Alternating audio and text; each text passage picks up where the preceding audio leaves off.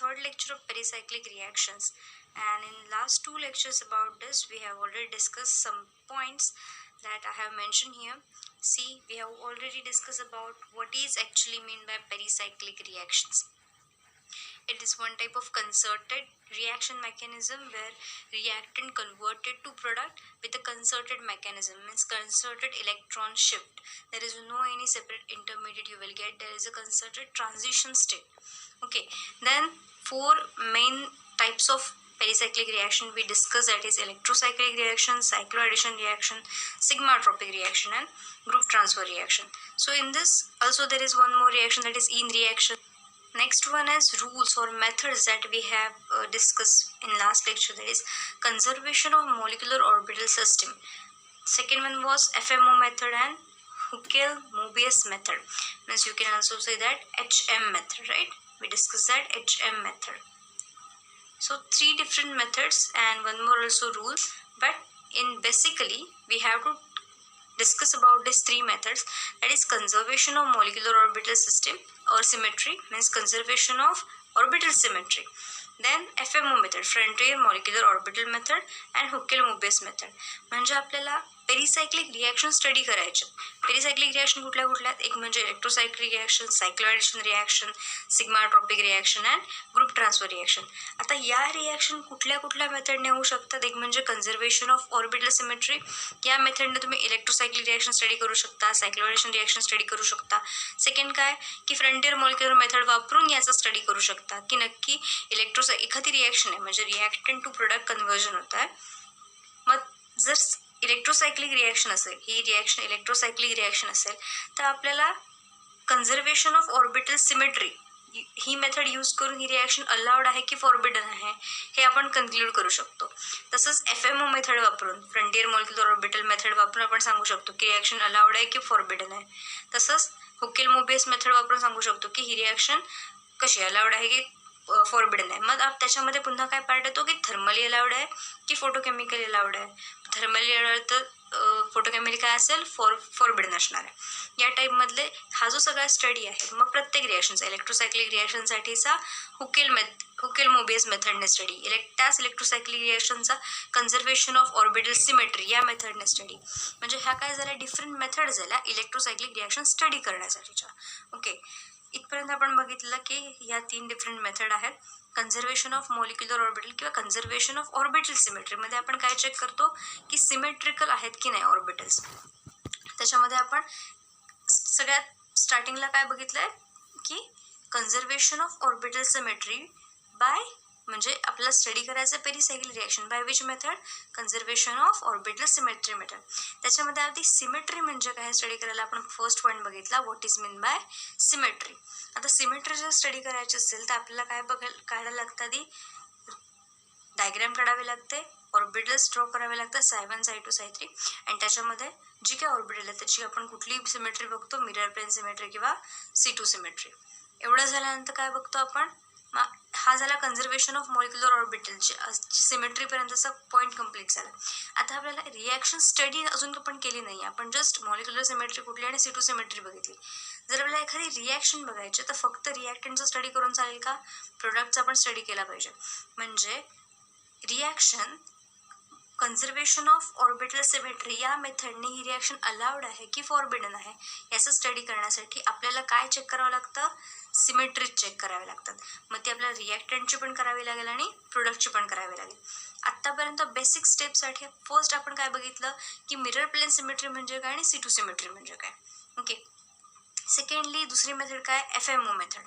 इथपर्यंत क्लिअर झालं की आपल्याला कन्झर्वेशन ऑफ ऑर्बिटल सिमेट्रीमध्ये काय बघायचं आहे, सिमेट्री ऑपरेशन्स बघायचे आहेत. मग त्याच्यामध्ये मिरर प्लेन आणि C2 सिमेट्री. मग रिॲक्टंटची आणि प्रोडक्टची आपल्याला नंतर काय करून बघायचे असते, मॅच करून बघायचे असते. तो नेक्स्ट पार्ट झाला. Just this is about the basic concept of this first method. Now see the second basic method of second.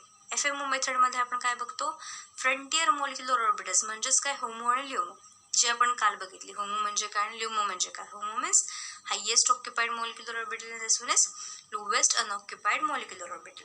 आता याच्यामध्ये आपण जो स्टडी करणार आहे होमो आणि ल्युमोस, आपण काय बघतो, एक म्हणजे की आपल्याला एखादा रिॲक्टंट रिॲक्शन होऊन काय होणार आहे, प्रोडक्टमध्ये कन्वर्ट होणार आहे. मग एकतर तो थर्मली असेल किंवा फोटोकेमिकली असेल, म्हणजे ती रिॲक्शन थर्मली अलाउड असेल किंवा फोटोकेमिकली अलाउड असेल.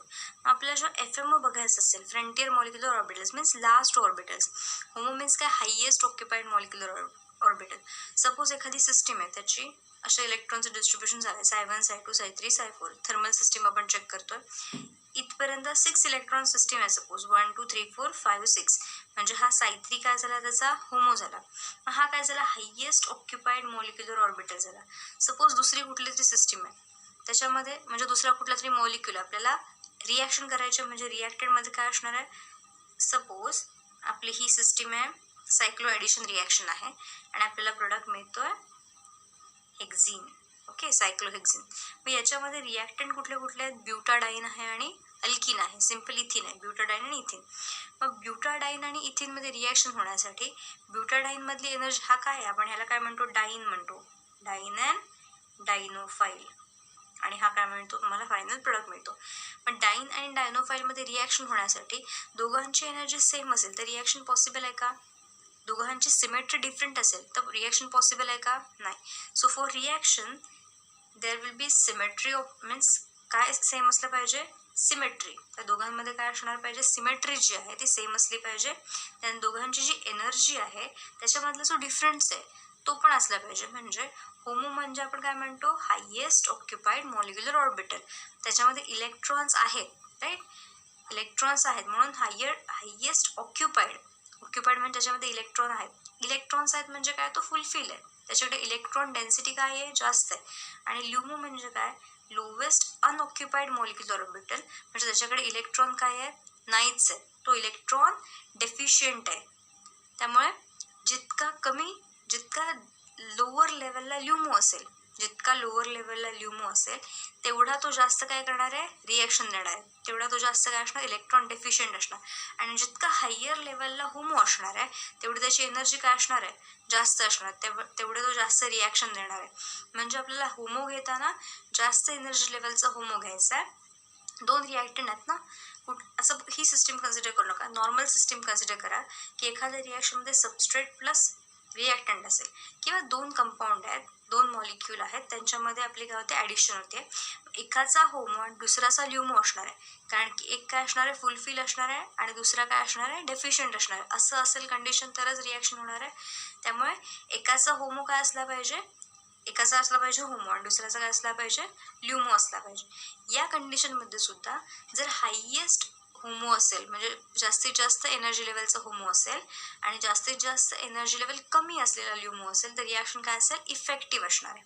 कुठली रिॲक्शन घ्या, याच्यामध्ये आता होमो आणि ल्युमोमध्ये हे काय आहे की एखादी रिॲक्शन आपल्याला जेव्हा बघायची असेल, आपण होमो आणि ल्युमो का बघतोय की रिॲक्शन्स अलाउड आहे, allowed or forbidden, allowed or forbidden. हे कशावरून आपण काढणार आहे, होमो आणि ल्युमोचं इंटरॅक्शन होतंय की नाही, त्यांची सिमेट्री मॅच होते की नाही, याच्यावरून आपण काय करणार आहे, फायनल रिॲक्शन अलाउड आहे की फॉरबिडन ते बघणार आहे. Okay, just see the theory point. I hope you can clearly see these points. Okay. Woodward and Hoffman proposed principle of conservation of orbital symmetry in the concerted reaction. So this is about the conservation of orbital symmetry. In case of FMO म्हणजे आपल्याला काय बघायचे, frontier molecular orbital, म्हणजे जी last orbitals असतात त्याच्याबद्दल आपण study करतो. Last orbital कुठली आहेत, होमो आणि LUMO. That means that is a concerted reaction, म्हणजे आपल्याला ज्या कन्सर्टेड रिॲक्शन बघायच्या आहेत. कन्सर्टेड रिॲक्शन म्हणजे ही ज्याच्यामध्ये इलेक्ट्रॉनचा शिफ्ट होतोय, अशा रिॲक्शन ज्या असणार ज्याच्यामध्ये आपल्याला सेपरेट ट्रान्झिशन स्टेट मिळत नाही. एक कन्सर्टेड काय म्हणतात ते, सॉरी, कन्सर्टेड ट्रान्झिशन स्टेटमध्ये इंटरमिडिएट डिफरंट मिळत नाही. So that means it is a concerted reaction. The molecular orbital of starting material, molecular orbitals of starting material must be transformed in the molecular orbitals of product in a smooth continuous way. म्हणजे जे रिॲक्टंटचे molecular orbitals आहेत तेच काय होणार आहेत, प्रोडक्टच्या molecular ऑर्बिटलमध्ये convert होतात. म्हणजे रिॲक्टंटचं conversion होऊन काय होतं, प्रोडक्ट फॉर्म होतं. This is possible only if the orbitals have similar symmetry. म्हणजे रिॲक्टंटची आणि प्रोडक्टची सिमेट्री जर सेम असेल तरच तो काय होणार, इझिली ट्रान्सफर होणार आहे, right. That is, orbitals of reactant and product have similar symmetries. If symmetry is conserved during the course of reaction, then reaction will take place and the process is known as symmetry allowed process. म्हणजे आपण जी reaction study करतोय त्या reaction मधल्या रिॲक्टंटची symmetry आणि प्रोडक्टची symmetry आहे तशीच राहत असेल. See conserve during the course of reaction. रिॲक्टंटची सिमेट्री आणि प्रोडक्टची सिमेट्री रिॲक्शनमध्ये सेम राहणार असेल तशीच राहणार असेल तर रिॲक्शन काय आहे, अलाउड प्रोसेस आहे, म्हणजे ती रिॲक्शन होऊ शकते. But if the symmetry is not conserved during the course of reaction, then reaction will not take place and process is known as symmetry forbidden process. Then interaction between molecular orbitals. Now interaction means HOMO and LUMO मध्ये. त्याच्यामध्ये काय येणार आहे, HOMO should be at higher energy level and LUMO should be at lower energy level. जितके जास्त कमी एनर्जीचा LUMO असेल आणि जितका जास्त हायर एनर्जी लेवलचा HOMO असेल तेवढे रिॲक्शन काय असणार आहे, जास्त प्रिफरेबल होणार आहे. देन द नेक्स्ट मेथड, हा जे ह्याचे थेरी पॉईंट आहे त्यानंतर वाचून काढा तुम्ही नोट्स प्रोव्हाइड केल्यानंतर. Next method is हुकेल-मोबियस means HM method. ह्याचे जे काही बेसिक पॉईंट्स आहेत आपण हे जसंच आता स्टडी करत जातो. म्हणजे आपण फक्त conservation of molecular orbital theory म्हणजे काय ती बघितली, त्याच्यानंतर FOMO मेथड काय ती बघितली आणि नेक्स्ट वन इज हुकेल-मोबियस मेथड. म्हणजे आपण बेसिक पॉईंट क्लिअर करत चाललो. म्हणजे हुकेल-मोबियस मेथड आहे त्याच्यामध्ये फक्त आपल्याला नोड आणि अँटी नोड वगैरे बघून 4n सिस्टीम 4n+2 सिस्टीम बघून ठरवायचं असतं की रिॲक्शन अलाउड आहे की फॉरबिडन आहे. याचा concept from this basic point we will discuss afterward. Just आपण नवीन पॉईंट जो आहे इलेक्ट्रोसायक्लिक रिॲक्शन तो स्टार्ट करूया. Okay, so next is application of this all methods on the different pericyclic reactions. Means suppose firstly we go through electrocyclic reaction. म्हणजे आपण एक electrocyclic reaction study करतोय विथ FMO मेथड. म्हणजे frontier molecular ऑर्बिटल्सचा study करून त्या मेथडने apply करून इलेक्ट्रोसायक्लिक रिॲक्शन अलाउड आहे की फॉरबिडन आहे ते बघायचं आहे. See, electrocyclic reaction is a stereospecific and stereochemistry of product depend whether the reaction is thermal or photochemical. Important point आहे. रिॲक्शनची स्टिरिओकेमिस्ट्री, इलेक्ट्रोसायक्लिक रिॲक्शनची स्टिरिओकेमिस्ट्री कशावर डिपेंड असते, whether the reaction is going on thermal process or photochemical reaction. Okay, to form a new bond, new sigma bond, the existing carbon carbon sigma bond rotates so that the p orbital can undergo end to end overlap. म्हणजे okay, firstly see, for this to occur the existing pi bond must be broken. The energy for the pi bond rotation is supplied by the heat or light. To form a pi or to form a sigma bond, the pair of overlapping lobes of two p orbitals must be in phase after rotation. आता हे जे सगळे point आहेत ते मी तुम्हाला one by one सांगते. Okay, just see, आपण काय बघतोय, स्टडी करतो इलेक्ट्रोसायक्लिक रिॲक्शन. कन्सिडर करा we have an electrocyclic reaction. Electrocyclic reaction लक्षात येत नसेल तर पहिल्यांदा आधी पाठीमागे जाऊन डिफरंट ज्या आपण कंडिशन बघितले 4 टाइप्स बघितले पेरिसायक्लिक रिॲक्शनचं ते स्टडी करा. Okay, in case of electrocyclic reaction एकच सिस्टीम असते आणि आपल्याला त्याचं सायकलायझेशन करायचं असतं. Suppose we have, okay, let's start on a new page. We are going to start about electrocyclic reactions. Electrocyclic reactions त्याच्यामध्ये आपण बघतोय FMO मेथड. FMO मेथडने काय काय करायचं ते बघूया. स्टार्टिंगला पहिल्यांदा काय येणार, एखादी इलेक्ट्रोसायक्लिक रिॲक्शन आहे. इलेक्ट्रोसायक्लिक रिॲक्शन म्हणजे कन्सिडर करा ही सिस्टीम आहे, याच्यामध्ये ही थर्मली सुद्धा पॉसिबल आहे किंवा फोटोकेमिकली सुद्धा पॉसिबल आहे. मग या रिॲक्शनचं प्रोडक्ट काय मिळणार आहे, हे इलेक्ट्रॉन्स इथे शिफ्ट होतील, हे इलेक्ट्रॉन्स इथे शिफ्ट होतील, म्हणजे तुम्हाला फायनल प्रोडक्ट मिळताना सायक्लोब्युटेन मिळणार आहे. म्हणजे कार्बन कार्बनमध्ये नवीन बॉन्ड फॉर्म होणार आहे आणि हे इलेक्ट्रॉन्स पाय बॉन्ड्स आहेत ते काय होणार आहे, इथे शिफ्ट होणार आहेत. So you will get formation of this sigma bond and here will be a new pi bond, right? ही जी सिस्टीम आहे ती काय आहे, पेरिसायक्लिक रिॲक्शन आहे. पेरिसायक्लिक मधली कुठली, इलेक्ट्रोसायक्लिक रिॲक्शन. आता ही रिॲक्शन थर्मली अलाउड आहे की फोटोकेमिकली अलाउड आहे हे कशावरून कळणार. So for that FMO method. FMO मेथडमध्ये आपल्याला काय बघावं लागतं, फ्रंटियर मॉलिक्युलर ऑर्बिटल्स, राईट. मग फ्रंटियर मॉलिक्युलर ऑर्बिटल्स म्हणजे कुठली, होमो किंवा ल्युमो. आता आधीच्या लेक्चरचा पॉईंट होतो की आपल्याला डायरेक्टली सिस्टीम बघून होमो कुठलं आहे ते कसं काढणार. आपण या सिस्टीमचं आपल्याला काय बघायचं, होमो काढायचं आहे. या सिस्टीमचं होमो काढायचं आहे. याच्यामध्ये किती कार्बन आहेत, होमो कसा काढणार, थर्मल रिॲक्शनसाठी पहिल्यांदा बघतोय आपण. होमो कसा काढणार, डायरेक्टली किती कार्बन आहे C4 divided by 2 number of carbon divided by 2 म्हणजे साइड 2 काय असणार आहे होमो असणार आहे. साइड 2 होमो आहे. साइड 2 आहे म्हणजे नोड किती असणार याच्यामध्ये 1 नोड असणार बरोबर.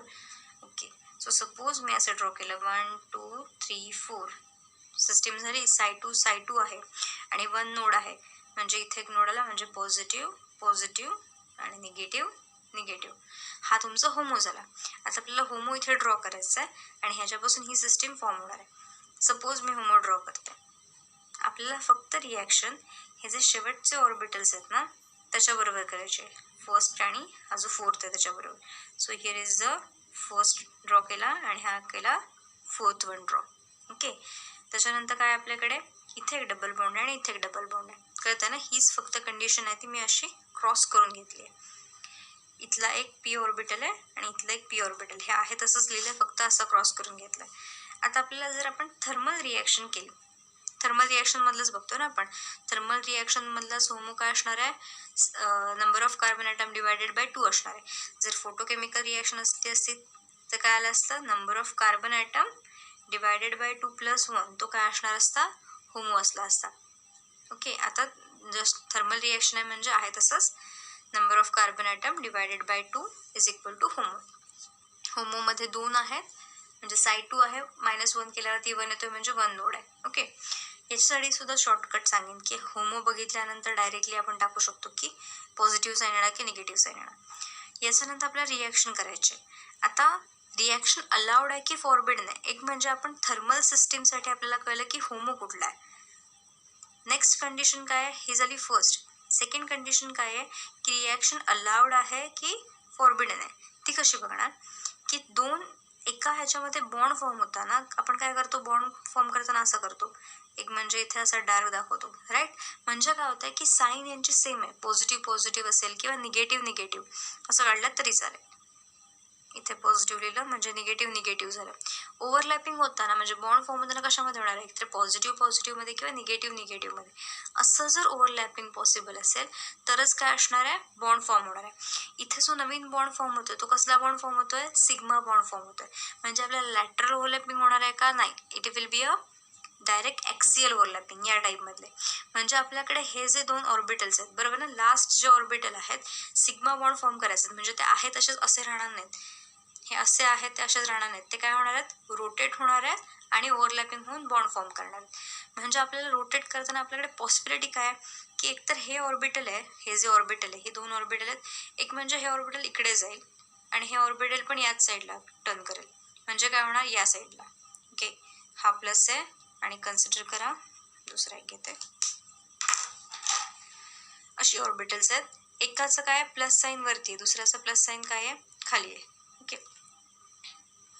असा. आता ह्याच्यामध्ये आपण एक म्हणजे फर्स्ट कंडिशन काय की दोघांनाही आपण अँटी क्लॉकवाईज रोटेट केलं. तर काय होणार आहे हा जो प्लस आहे तो इकडे जातोय आणि ह्याचा जो प्लस आहे तो या साईडला जातोय. म्हणजे काय आलं मायनस आणि मायनस या साईडला मायनस आहे ना. मायनस आणि मायनस ओव्हरलॅप झालेत म्हणजे ओव्हरलॅपिंग पॉसिबल आहे. दुसरी कंडिशन काय असेल की दोघांनाही आपण क्लॉकवाईज रोटेट केलं. दोघांनाही आपण इथे धरलं आणि क्लॉकवाईज रोटेट केलं. काय होणार आहे याचा पॉझिटिव्ह इकडे जाणार आहे तसाच हा इथनं क्लॉकवाईज रोटेट झाला याचा पॉझिटिव्ह आला होता तो ओव्हरलॅप पॉझिटिव्ह ओव्हरलॅप झालेत म्हणजे काय होणार बॉन्ड फॉर्मेशन पॉसिबल आहे. सेकंड कंडिशन काय आहे की एक आहे राईट हा पॉझिटिव्ह वरती याचा पॉझिटिव्ह खाली आहे. एक आहे तो या साईडने रोटेट होईल आणि दुसरा आहे तो या साईडने रोटेट होईल. म्हणजे एकाला आपण केलं अँटी क्लॉकवाईज रोटेट दुसऱ्याला केलं क्लॉकवाईज रोटेट. आता सांगा पॉझिटिव्ह एकत्र येतात नाही. एकाचा पॉझिटिव्ह या साईडला गेलाय दुसऱ्याचा पॉझिटिव्ह आतमध्ये आलाय. सो पॉझिटिव्ह निगेटिव्ह ओव्हरलॅपिंग आहे. So this type of overlapping is not possible. आपल्याला साईन सेम पाहिजे. दुसरं काय असणार आहे की आपण याला आता या साईडने केलेलं याला आता आपण एक सपोज या साईडने केलं म्हणजे क्लॉकवाईज अँटी क्लॉकवाईज रोटेट केलं आणि याला क्लॉकवाईज रोटेट केलं. आता सुद्धा कंडिशन काय पॉझिटिव्ह आणि negative overlapping is not possible. म्हणजे कंडिशन अशी आपली सिस्टीम आहे. जेव्हा आपण दोघांनाही या साईडने रोटेट केलं तेव्हा सुद्धा रिॲक्शन पॉसिबल होती. जेव्हा आपण दोघांना या साईडने रोटेट केलं दोघांनाही सेम डायरेक्शन रोटेट केलं तेव्हा सुद्धा काय होत होतं पॉझिटिव्ह ओव्हरलॅपिंग होत होतं. दोघांना बाहेरच्या दिशेने जरी केलात किंवा दोघांना आतल्या दिशेने जरी केलात तरी सुद्धा काय होईल रिॲक्शन साईन डिफरंट येतात. म्हणजे आपल्याला इथे लक्षात घ्या, ही जी दोन ऑर्बिटल आहेत, एकतर आपण या साईडने दोन्ही एकत्र रोटेट करू शकतो, तेव्हा काय होत होतं, रिॲक्शन म्हणजे ओव्हरलॅपिंग पॉसिबल होतं. दोघांना आपण या साईडने रोटेट करत होतो, दोघांना क्लॉकवाईज किंवा दोघांनाही अँटी क्लॉकवाईज, तेव्हा सुद्धा रिॲक्शन म्हणजे काय होत होतं, ओव्हरलॅपिंग पॉसिबल होतं. पण एकाला आउटरवर्ड, दुसऱ्याला दुसऱ्या बाजूने बाहेर, किंवा दोघांनाही आतमध्ये या साईडने असं केलं तर रिॲक्शन काय आहे, फॉरबिडन आहे. Let's see. अशी जेव्हा सिस्टीम असते की आपण दोन्ही ऑर्बिटल घेऊन एकाच बाजूला रोटेट करतो, दोन्ही ऑर्बिटल घेतो आणि एकाच बाजूला रोटेट करतो, मग ते क्लॉकवाईज असेल, अँटी क्लॉकवाईज असेल किंवा क्लॉकवाईज असेल, त्याला म्हणतात कॉन रोटेशन. दोघांनाही एकाच बाजूने रोटेट करतो त्याला म्हणतात कॉन रोटेशन, आणि दोघांनाही दोन बाजूने रोटेट करतो, मग ते आउटवर्ड असेल किंवा इनवर्ड असेल त्याला म्हणतात डिस रोटेशन. ओके, येत आहे लक्षात. ही आपली दोन ऑर्बिटल्स आहेत, पॉझिटिव्ह वरती आहे, याचा पॉझिटिव्ह काय आहे, खाली आहे. ही दोन ऑर्बिटल आहेत, जेव्हा दोघांनाही धरून आपण एकाच बाजूने रोटेट करतो, हे काय झालं, अँटी क्लॉकवाईज रोटेशन. आणि या साईडला जर केलं तर हे पण काय झालं, क्लॉकवाईज रोटेशन, पण दोघांनाही आपण एकाच बाजूने करतो, एकतर इकडे किंवा एकतर इकडे, मग याला म्हणतात काय, कॉन रोटेशन. आणि जेव्हा दोघांनाही आपण डिफरंट बाजूने करतो, एकतर बाहेर असेल किंवा मग ते दोघांनाही आत करत असो, बरोबर ना, तेव्हा त्याला म्हणतात डिस रोटेशन. आता आपल्याला बघायचं आहे की ही रिॲक्शन कॉन रोटेशनने पॉसिबल आहे की डिस रोटेशनने. आपण आताच बघितलं ओव्हरलॅपिंग कुठनं होत आहे, जेव्हा आपण दोघांनाही एकाच बाजूने रोटेट करतो तेव्हा ओव्हरलॅपिंग पॉसिबल आहे. Let's see one by one. He system आहे, मी पुन्हा ड्रॉ करते. एक पॉझिटिव्ह वरती आहे, याचा पॉझिटिव्ह खाली, बाकी आतमधल्या सिस्टीमची तशी काही गरज नाही. म्हणजे काय होणार, हे इलेक्ट्रॉन इथे शिफ्ट होणार आणि हे इलेक्ट्रॉन इथे शिफ्ट होणार आहेत, म्हणजे नवीन बॉन्ड फॉर्म होताना इथे फॉर्म होणार आहे. म्हणजे ॲक्च्युली ओव्हरलॅपिंग तुमचं असं होऊन इथे एक डबल बॉन्ड फॉर्म होईल, इथे पॉझिटिव्ह आणि इथे पॉझिटिव्ह येईल. हा तुमचा फायनल प्रोडक्ट असेल. पण हा नक्की कशाने पॉसिबल आहे, कॉन रोटेशनने पॉसिबल आहे की डिस रोटेशनने पॉसिबल आहे. आत्ताच आपण बघितलं कॉन रोटेशनने पॉसिबल आहे. मेथड आपण मांडणार कशी पेपरवरती. दिस इज अवर सिस्टीम. आपल्याला काय करायचं आहे, पहिल्यांदा आधी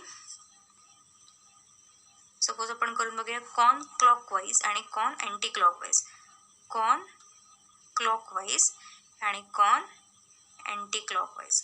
म्हणजे आपल्याला पहिल्यांदा काय करायचं आहे, कॉन रोटेशन दोघांनाही सेम साईडने करायचं आहे. या साईडने जर केलं, फर्स्टली गो थ्रू कॉन अँटी क्लॉकवाईज, दोघांनाही एकाच साईडला केलं तर काय होणार, ही जी परपेंडिक्युलर आहेत ती काय होतील, आडवी येतील ना, ही जी सरळ आहेत ती काय होतील, आडवी येतील.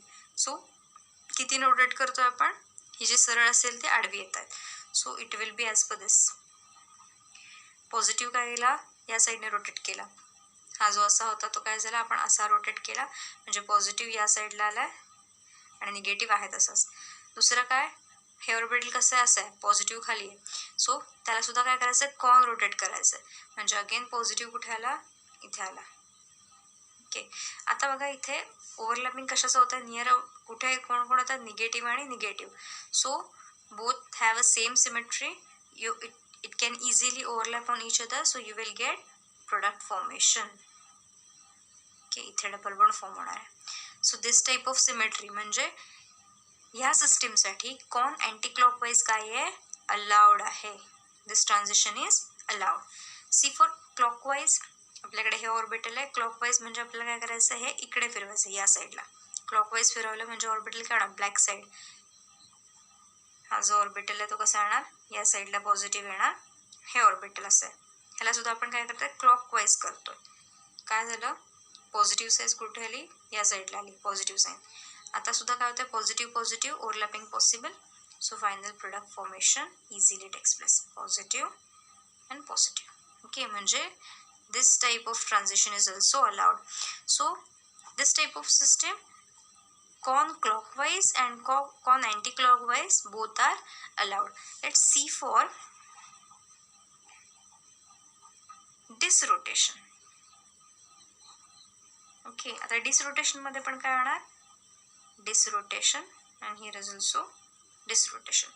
एक म्हणजे काय असणार आहे, आतल्या बाजूने. पहिल्यांदा बघूया की डिसरोटेशन करतोय आपण आतल्या बाजूने, दोन्ही ऑर्बिटल घेतलेत आणि आपण इनवर्ड केले. म्हणजे काय, इथे सॉरी असं आहे ना ऑर्बिटल, दोन्ही ऑर्बिटल घेतले आणि आतल्या बाजूने रोटेट केले. ओके, म्हणजे काय होतं, ब्लॅक साईड आत येते आणि याची काय होते, व्हाईट साईड आहे ती आत येते. सपोज इनवर्ड केलं, इथे काय येणार, ही ब्लॅक साईड आत आली याची काय येणार, व्हाईट साईड आत म्हणजे ब्लॅक साईड बाहेर गेली. आहे का इथे सिमेट्री, नॉन सिमेट्रिकल म्हणजे काय असणार आहे, this one is forbidden. Again you can see here, इथे काय होणार आपण, सपोज दोन्ही बाहेर रोटेट केले, हे दोन्ही घेतले, हा याला असा बाहेर रोटेट केला आणि याला हा असा बाहेर रोटेट केला. Again negative and positive. See याला असं बाहेर रोटेट केला, काय येणार आहे, हा आत होता, इकडे दाखवते म्हणजे मोर, हा आत घेतलेला, आता आपण ह्याला बाहेर काढूया, हा आत घेतलेला याला बाहेर काढूया, म्हणजे ह्याला बाहेर काढला, पॉझिटिव्ह साईन आउटवर्ड येणार. आता पुन्हा याला बाहेर करतोय म्हणजे आडवा होऊन काय येणार आहे, ह्याचं निगेटिव्ह साईन बाहेर येणार म्हणजे पॉझिटिव्ह साईन आतमध्ये. Again positive negative not possible, this one is also forbidden transition, right. So या रिॲक्शनमध्ये ही सिस्टीम कुठली आहे, 4N सिस्टीम आहे, 4N सिस्टीम आहे. सी 4N सिस्टीम आहे, थर्मल कंडिशन आहे, हे टेबल लक्षात ठेवायचं नेहमी. 4N thermal and photochemical. आपली 4N सिस्टीम आहे. 4N म्हणजे काय, याच्यामध्ये किती इलेक्ट्रॉन्स आहेत, 1 2 3 4. ओके, किंवा कार्बनवरनं पण लक्षात ठेवू शकता, पण आपल्याला रिॲक्शन करताना इलेक्ट्रॉनचं रोटेशन करायचं. सो 4N सिस्टीम म्हणजे जेव्हा 4 इलेक्ट्रॉनची सिस्टीम असेल तेव्हा. सो 4N सिस्टीममध्ये इलेक्ट्रोसायक्लिक रिॲक्शन जेव्हा असेल तेव्हा ती कशाने पॉसिबल असते, थर्मली पॉसिबल असते. आपण आता बघितलं, फोटोकेमिकली आहे का पॉसिबल, सॉरी थर्मली पॉसिबल कशाने आहे, आपण आता थर्मली बघतोय पहिल्यांदा, आधी जस्ट थर्मलबद्दल स्टडी करतोय. थर्मली आणि फोटोकेमिकलमधल्या थर्मलीमध्ये कुठल्या रोटेशनने पॉसिबल आहे, इलेक्ट्रोसायक्लिक रिॲक्शनमध्ये जेव्हा 4N सिस्टीम असेल म्हणजे 4 इलेक्ट्रॉनची सिस्टीम असेल त्याच्यामध्ये जेव्हा इलेक्ट्रोसायक्लिक रिॲक्शन होते, मग थर्मल आणि फोटोकेमिकलमध्ये थर्मली कुठल्या टाईपच्या रोटेशनने पॉसिबल आहे रिॲक्शन, कॉन आहे की डिस आहे, डिसने रिॲक्शन फॉरबिडन आहे, मग कॉनने पॉसिबल आहे, मग कॉनने क्लॉकवाईज पण पॉसिबल आहे आणि अँटी क्लॉकवाईज पण पॉसिबल आहे. So 4N system thermally allowed by con rotation. This is the conclusion of today's lecture. 4N system जेव्हा असेल आणि फोटोकेमिकल अँड थर्मल रिॲक्शनपैकी जेव्हा थर्मल रिॲक्शन होत असेल तेव्हा रिॲक्शन कशाने पॉसिबल आहे, कॉन रोटेशनने पॉसिबल आहे. So 4N system by thermal method possible by con rotation, कशाने अलाउड आहे, कॉन रोटेशनने अलाउड आहे, आणि फॉरबिडन बाय डिसरोटेशन. ओके, एवढं फक्त लक्षात ठेवा. There is one more example about this, simple same example आहे, फक्त जर सबस्टिट्युएंट असेल तर कन्फ्यूज होऊन जाऊ नका. 4N सिस्टीम म्हणजे काय, ज्याच्यामध्ये 4 इलेक्ट्रॉन पाहिजेत. This one is also 4N system, 1 2 3 4. Okay, म्हणजे याच्यामध्ये रोटेशन होऊन काय होतं, इथे एक डबल बॉन्ड फॉर्म होतो, जसं इथे दाखवला तसा 4N सिस्टीम आहे. इथे फक्त काय सबस्टिट्युएंट लावले आपण, CH3 आणि CH3. डबल बॉन्ड काय होणार, इथे रोटेट होणार, इथे एक बॉन्ड फॉर्म होणार आणि हे इलेक्ट्रॉन इथे रोटेट होऊन या कार्बन कार्बनमध्ये बॉन्ड फॉर्म होतोय. म्हणजे इथे एक सिग्मा बॉन्ड फॉर्म होतोय आणि एक पाय बॉन्ड फॉर्म होतोय. हा जो सिग्मा बॉन्ड आहे हा पण बनवतोय, तो काय बनवतोय, सिग्मा बॉन्ड बनवतोय. हा जो तो सिग्मा बॉन्ड आहे आणि हा जो वरती फॉर्म होतोय तो काय होतोय, right. This one is a pi bond and this one is a sigma bond. Pi bond कशाने होणार आहे, लॅटरल ओव्हरलॅपिंगने, हे जे इथले पी ऑर्बिटल असतात त्याच्यामध्ये. आता मला सांगा, याच्यामध्ये हे जे डबल बॉन्ड होते, डबल बॉन्ड जेव्हा असेल तेव्हा रोटेशन काय असतं, पॉसिबल नसतं, फ्री रोटेशन पॉसिबल नसतं. पण हा जो बॉन्ड आहे हा या दोन ह्याच्यामध्ये तो काय सिंगल बॉन्ड आहे, सिग्मा बॉन्ड आहे. म्हणजे सिग्मा बॉन्ड असेल तेव्हा रोटेशन इझिली अलाउड आहे, पॉसिबल आहे. सो इलेक्ट्रोसायक्लिक रिॲक्शन होताना या बॉन्ड थ्रू काय होतं, आपण रोटेट करतोय. ओके, या बॉन्ड थ्रू रोटेट करतो, त्याच्यामुळे आपल्याला रिॲक्शन काय होणार आहे, पॉसिबल आहे. हे जे डबल बॉन्ड आहेत ते सुद्धा काय होतात, रिॲक्शन, हे डबल बॉन्ड काय होणार, इलेक्ट्रॉन शिफ्ट झाल्यावर सिंगल बॉन्ड होणार आहे. म्हणजे आपण इझिली ही जी ऑर्बिटल्स आहेत ती रोटेट करू शकतो. जेव्हा डबल बॉन्ड होता तेव्हा रोटेशन करणं पॉसिबल नव्हतं किंवा इझी नव्हतं. आणि आता हा जो डबल बॉन्ड आहे त्याचा ब्रेकडाऊन होणार आहे, कारण इलेक्ट्रोसायक्लिक रिॲक्शनमध्ये ट्रान्झिशन स्टेट असणार आहे. इलेक्ट्रॉन इथे जेव्हा शिफ्ट होत असणार आहेत तेव्हाच या बॉन्डमधले इलेक्ट्रॉन इथे शिफ्ट होत असणार आहेत, राईट. म्हणजे मी काय म्हणते, हे इलेक्ट्रॉन्स, या डबल बॉन्डचे इलेक्ट्रॉन जेव्हा इथे शिफ्ट होत असतील कशासाठी, हा पाय बॉन्ड बनवायला, तेव्हाच हे इलेक्ट्रॉन्स जे आहेत या पाय बॉन्डमधले तो हा सिग्मा बॉन्ड बनवण्यासाठी रोटेट होत असणार आहेत. सो कन्सर्टेड मेकॅनिझममध्ये डबल बॉन्ड राहणार नाही. सो डबल बॉन्ड नसल्यामुळे इथले जे लास्ट पी ऑर्बिटल्स आहेत ती काय होतील, इझिली रोटेट होऊ शकतात, जशी त्यांना हवी तशी, एकतर आतमध्ये किंवा बाहेर, दोन्ही एका साईडला, दोन्ही एक दुसऱ्या साईडला. त्याच्यामुळे रिॲक्शन करताना सिंगल बॉन्ड असल्यामुळे इझिली रोटेशन पॉसिबल होणार आहे. So this is about 4N system. 4N+2 system असेल वेगळी 4n+2 सिस्टीम असेल म्हणजे 6 इलेक्ट्रॉनची सिस्टीम, त्याला म्हणतात 4n+2 सिस्टीम, जी आपण उद्या बघणार आहे. 4n+2 सिस्टीम अशी सिस्टीम असेल तर थर्मल रिॲक्शनसाठी काय पॉसिबल आहे, फोटोकेमिकलसाठी काय पॉसिबल आहे हे आपण नंतर बघूया. इथपर्यंत अगदी कन्सेप्ट क्लिअर करून घ्या. ओके, ठीक आहे. There is one homework for you. In last lecture we discuss about